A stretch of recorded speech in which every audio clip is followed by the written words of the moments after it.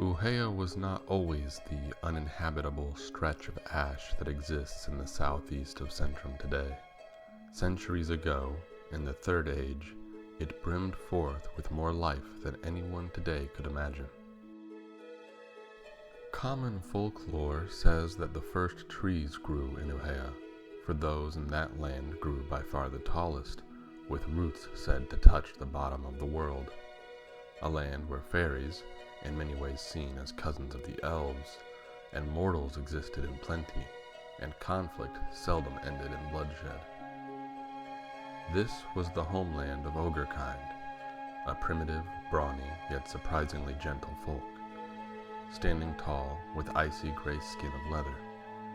Though their kin are few now, scattered across the corners of the world, they once dwelled amongst the spire trees and chilled crystal streams of their homeland.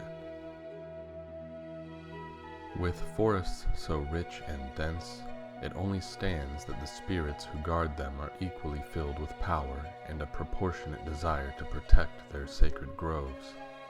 In the days of old, the mortal races were most isolationist in nature. Aside from the banishment of the gods and the war to slay Shirikar, no such effort was made in collaboration between them, and they were content in that fact. However, in the 303rd year of the Third Age, monarch Isilar Raethel, high ruler over the Elven Tri-Kingdom, made a decree for elvish exploration groups to spread across the planet. Their goals were twofold: to map the entirety of Centrum more accurately than had ever been done before, and to forge alliances with other races. The expedition to Proris was fruitful. The kingdoms of men were welcoming and hospitable, and with the news sent back to their homeland, the elves soon sent political emissaries to advance relations between the two civilizations.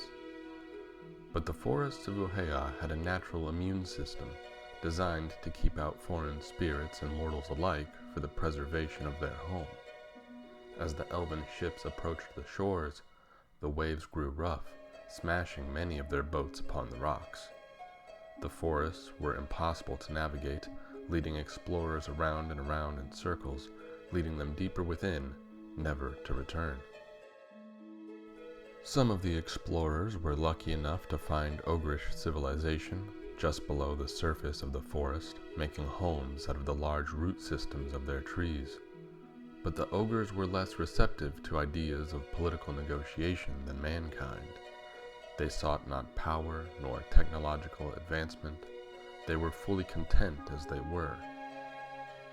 When news reached back to the monarch and three kings of Feyfura, they were disappointed by their lack of success on the continent.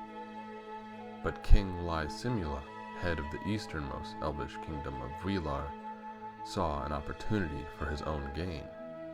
In secret, he sent 400 ships across the ocean to take the continent.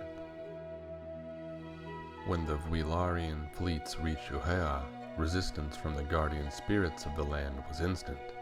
Raging, unparalleled storms rose from sunny skies and bombarded the ships with the might of siege engines. Half of the ships sank before ever making it ashore. But the elves struck fast and hard.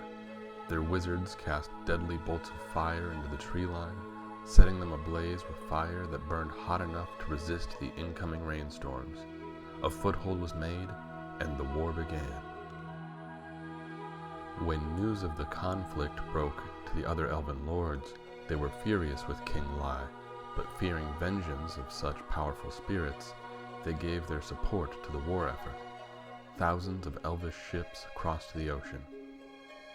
Despite the vast numbers of troops assailing their shores, the battle was hard fought. Mighty ogrish warriors formed the front line, tearing elvish soldiers limb from limb as their shamans harnessed the power of their ancestors to embolden their armies further.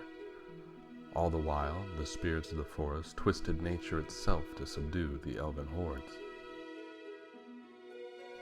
Fearing defeat, the elves sent word for aid to their allies in the west, within the land of men. Their claims were that of ogrish hostility, that the gods had not been successfully banished during the First Age, and that they now resided in lesser form within the forests of Uhea, waiting to strike out and enthrall mortals once again, and had made subordinates of the ogrish race. Fearing a repeat of the First Age, the armies of man rallied alongside the elves, and now Uhea and its ogres fought a war on two fronts. Hard as they fought, they stood no chance in defense of their homeland. The powerful firestorms weaved by elf and man alike burned the ancient spire trees down to the roots, pushing the tree line of the once great forests back further by the day. And with the loss of the trees came the loss of home for the ogres. Those who could not escape the forest fast enough perished with them. As the front line of ogre soldiers could no longer hold, it fell to the spirits of the forest to keep up the fight. But as the trees crumbled to ash, the potency of the spirit's magic dwindled. Uhea had been lost. Most had chosen to flee. The woodland spirits left their home behind, sinking into the endless waters of the sea, and with this abandonment of their post, the ogres were forced to face death on their own. The war continued until every last tree had fallen, uprooting every corner of refuge of ogre kind. In total, 90% of the ogre population had perished in the war. The few who survived, primarily women and children, were taken aboard ships returning to Prorus and Feyfura for refuge in a new life. In their fury, the spirits of Uhea made one last attack. Any ship that held no ogre on board sank into the depths of the sea, never to return home. From this moment, at the closing of the Third Age, life has never returned to the land of Uhea. The ash of the spire trees lay lifeless upon the soil, burned up by anguish, soaked in an ocean of innocent blood. Ruthless storms frequent the shores of Uhea, said to contain in them the furies of all the fallen armies of ogre kind, and most of those who would try setting foot back on these lands failed to return. The true story of the war soon became known to all in Centrum, and the event is seen as the greatest stain in history. 5 years later, King Lai's palace was stormed by a mob, and he was executed in the streets by his own people. His wife and many of his servants perished alongside him. His children fled the kingdom and never returned, assuming new identities to protect themselves.